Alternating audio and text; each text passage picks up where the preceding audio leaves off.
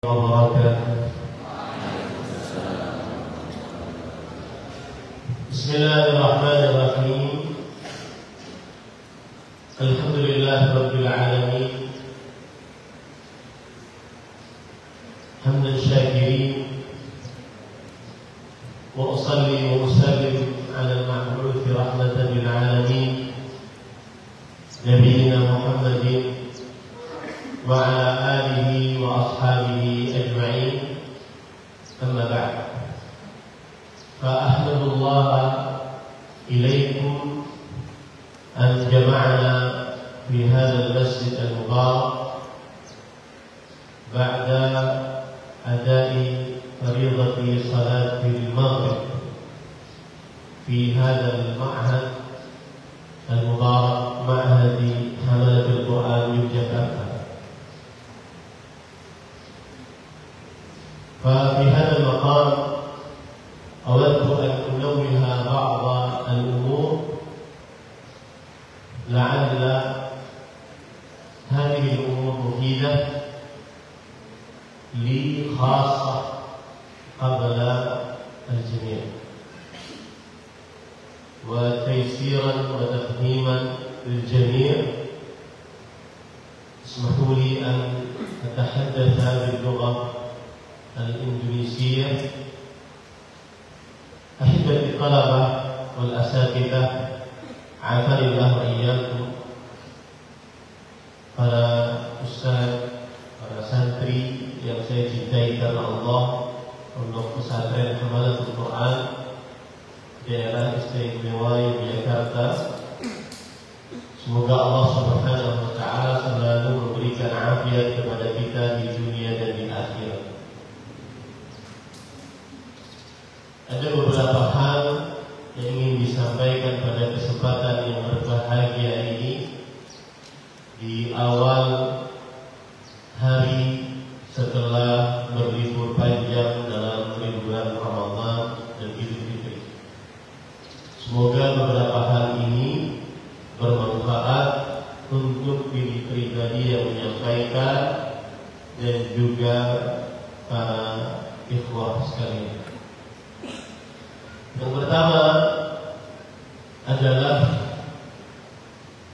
saya ingin menyampaikan sebuah pesan dari seorang tabi'in, Hafsah binti Sirin rahimahullah. Beliau ini adalah dari Muhammad bin Sirin, wafat pada tahun 101 Hijriah. Di dalam kitab Sifat Musafwah, beliau berkata, "Ya ayyuhas syabab, khudhu min anfusikum wa antum syabab. Fa wallahi ma ra'aitul 'amala illa fi syabab." Wahai para pemuda, biasakan diri kalian dengan hal-hal yang baik ketika kalian masih muda. Demi Allah, aku tidak melihat bahwa waktu beramal, waktu membiasakan amal ibadah kecuali di masa muda. Al-Imam Yahya bin Sharaf An-Nawawi rahimahullah di dalam kitab beliau Al-Majmu' Syarh Al-Muhadzab mengatakan, yang bagi lil muta'allim, sudah seyogianya bagi seorang yang belajar ilmu agama, an yantalima tahsila al-ilm fi waqtin nasyab wahal syabab, untuk menggunakan waktunya sebaik-baiknya mencari ilmu di masa semangat, dalam keadaan masih muda, qabla awaridin mughir, sebelum hal-hal yang melalaikan datang. An-nasihah al-ula, awwidu anfusakum 'ala al-'amal wa antum syabab. Biasakan diri kalian, wahai para pemuda, untuk beramal dalam keadaan kalian masih muda. Awwidu 'ala qiyamil lail wa antum syabab. Biasakan untuk sholat malam dalam keadaan kalian masih muda. Awwidu 'ala muraja'atil Quran wa antum syabab. Biasakan muraja'atil Quran ketika kalian sedang syabab. Awwidu 'ala al-ibadah.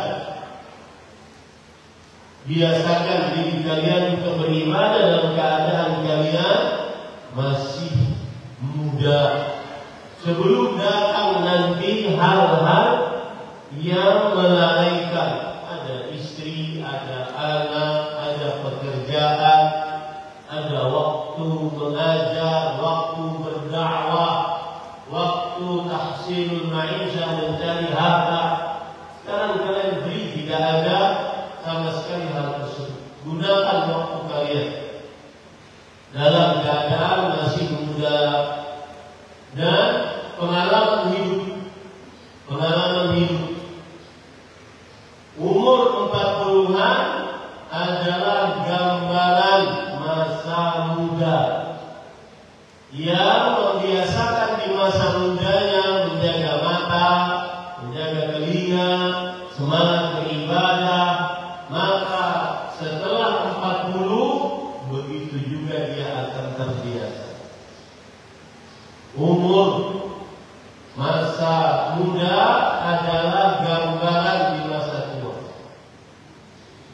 Hadirin, ini adalah nasihat dari Rasul. Nasihat yang kedua adalah nasihat dari seorang tabi'i juga, Al-Fudail bin Iyad, Alim al-Haramain.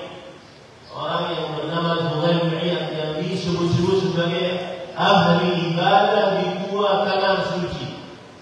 Beliau mengatakan, Inna Allah anzala al-Quran liyu'mala bihi fattakhadha an-nasu tilawatahu 'amalan. Sesungguhnya Allah menurunkan Al-Quran untuk diamalkan, tetapi akhirnya manusia menjadikan tilawah terhadap Al-Quran sebagai amalan. Amalan terhadap Al-Quran hanya sebatas tilawah. Al-Quran tidak dijadikan sebagai pedoman hidup, sebagai petunjuk. Maka nasihatnya adalah agar bisa mengamalkan apa yang ada di dalam Al-Quran. Karena kita harus paham betul, Al-Quran ini sebagaimana yang disebutkan di dalam riwayat, Inna Allah rafa'a aqwaman bihadzal kitab wa yadh'u bihi akharin. Allah mengangkat derajat orang-orang dengan Al-Quran, dan sebaliknya Allah menurunkan derajat orang-orang dengan Al-Quran. Al-Quran mengangkat derajat ketika diamalkan dan menurunkan derajat ketika dijauhkan. Dan ini sudah dikeluhkan oleh Rasulullah SAW kepada Allah Subhanahu wa taala. Wa qala Rasul, ya Rabbi inna qaumi ittakhadhu hadzal Qur'ana mahjura. Rasulullah SAW bersabda, sesungguhnya kaumku menjadikan Al-Quran ini mahjura, diacuhkan, tidak dianggap. Salah satu maknanya, silakan Anda buka tafsir Ibnu Katsir, adalah tidak ditadabburi, dipahami dan diamalkan. Nasihatnya apa? Pelajarilah bahasa Arab dengan mendalam. Akhir berdoa, cintai bahasa Arab sehingga seseorang bisa memahami Al-Quran dan akhirnya mengamalkannya. Imam Ibnu Qayyim al-Jauziyah rahimahullah berkata, "Innama ya'rifu fadl al-Quran illa man 'arafa kalam al-Arab." Sesungguhnya yang hanya paham keagungan Al-Quran adalah hanya orang-orang yang memahami bahasa Arab. Pesan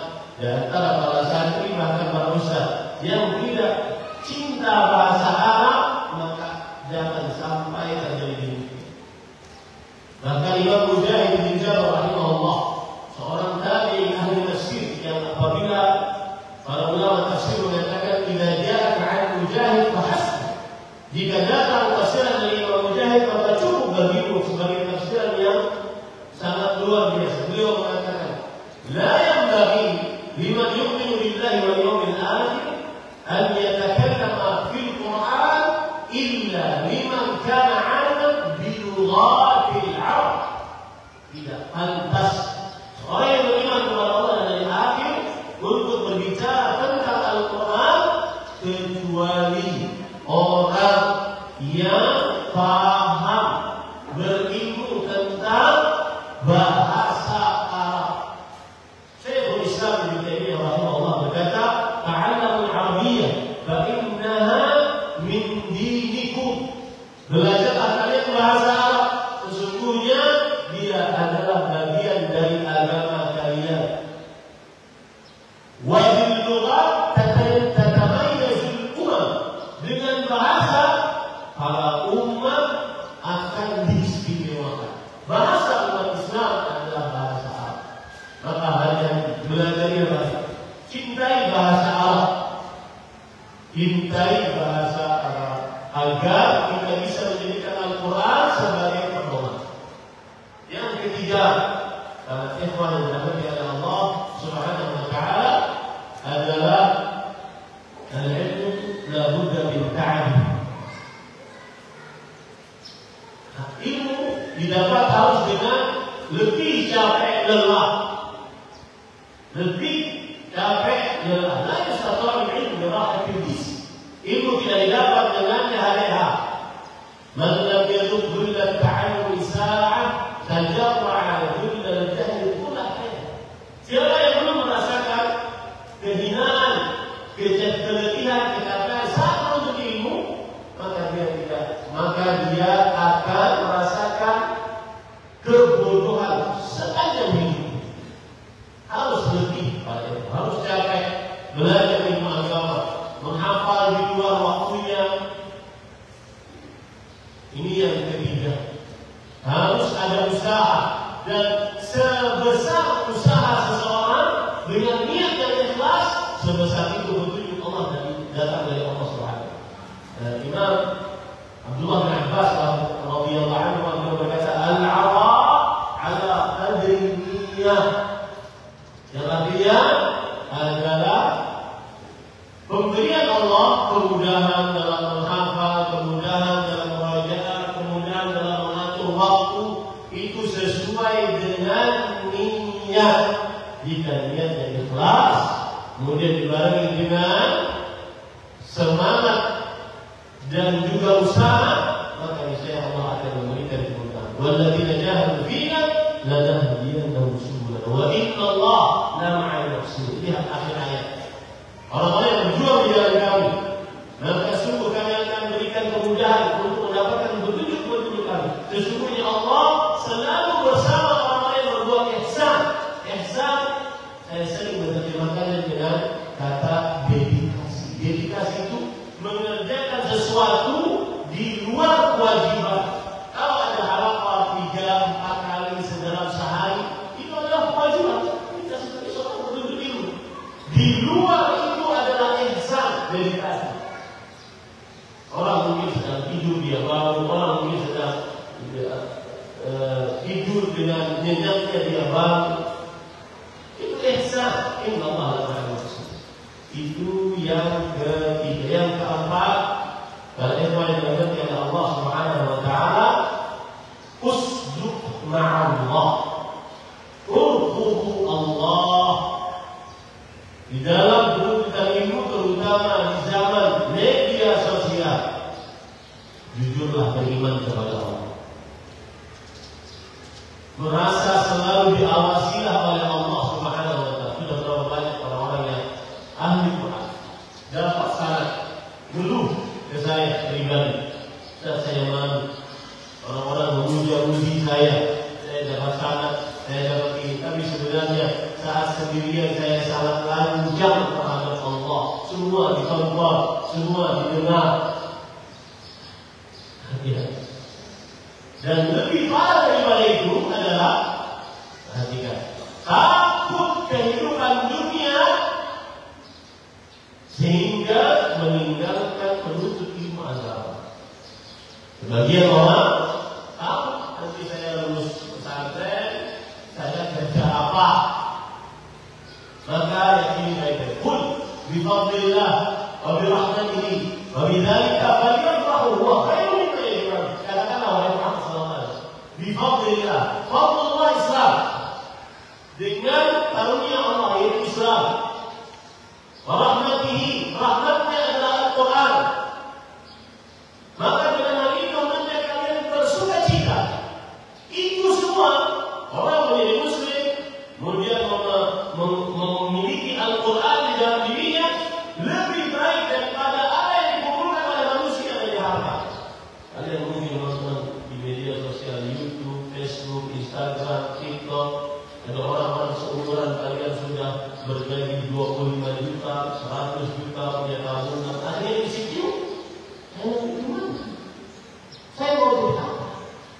Maka Pak Eva yang dirahmati oleh Allah, apa yang saya nasihatkan nomor 1, nomor 2, nomor 3 tidak akan masuk kecuali mengerjakan yang nomor 4. Apa itu? Allahumma la aisha illa aishal akhir. Rasul sallallahu alaihi wasallam ketika membawa batu membangun Masjid Nabawi, debu. Beliau Rasulullah, Khalilullah, bukan Allah yang min dzalik. Beliau mengatakan, ya Allah, tidak ada kehidupan hakiki kecuali kehidupan akhirat. Kesuksesan sebenarnya saat seseorang meninggal, kemudian dia tidak mendapatkan siksa kubur, dilapangkan kuburannya, kemudian di akhirat masuk ke dalam surga dijauhkan dari nerakanya Allah Subhanahu wa taala. Masuk surga, surga sudah Firdaus, tanpa hisab, tanpa adab. Di dalam surga bisa melihat wajah Allah dengan kelezatan iman, berkumpul dengan Nabi Muhammad SAW dan para sahabat saleh, orang tua dan para kerabat. Kullu nafsin dha'iqatul maut wa innama tuwaffawna ujurakum yawmal qiyamah wa man zuhziha 'anil nar wa udkhila al-jannata faqad faz. Dan di dalam poin ini saya juga kasih hati-hati kepada kalian, hati-hati. Wallahi ini pengalaman saya mengurus santri. Hati-hati dengan kawan-kawan kalian yang sudah keluar dan dia hidup dengan dunia orang awam. Kata-kata kotor, menghina para ustaz, merendahkan pesantren, ilmunya tidak akan pernah berkah. Salah satu penyebabnya adalah berteman dengan teman yang dulunya pernah di pesantren, terkumpul di dalam satu grup WhatsApp yang dulunya pernah di pesantren, kemudian dia melanjutkan di sekolah umum, beda dengan keadaan pesantren yang tidak melihat hal yang diharamkan, tidak mendengar hal yang diharamkan, menjaga kemaluan dan seterusnya. Beda dengan orang-orang yang di luar, lisannya tidak terjaga, kata-kata kotor, kasar, keji, bodoh.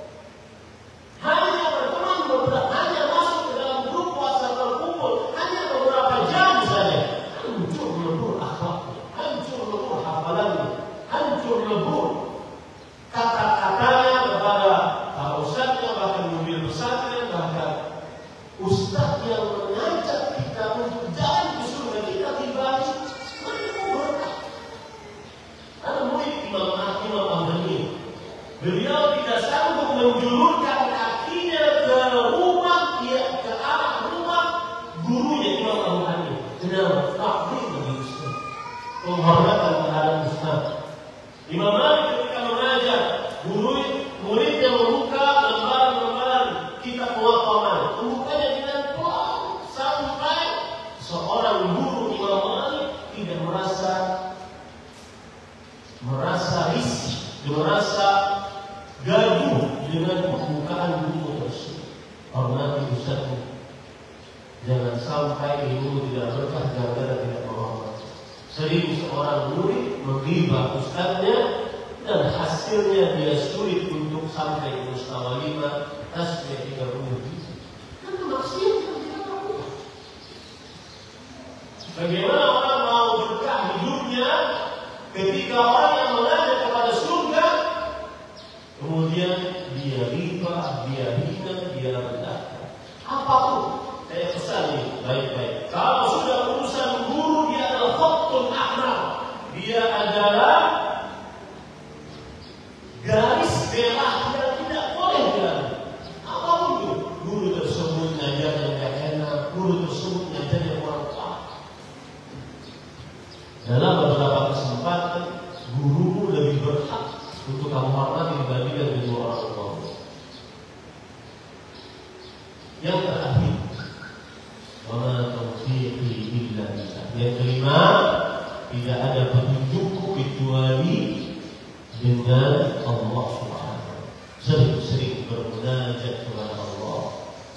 Alifku berdoa, sering-sering berdoa kepada Allah, karena seluruh kepintaran, kecerdasan, kepintaran mengatur waktu tidak akan manfaat tanpa taufik dari Allah Subhanahu wa taala.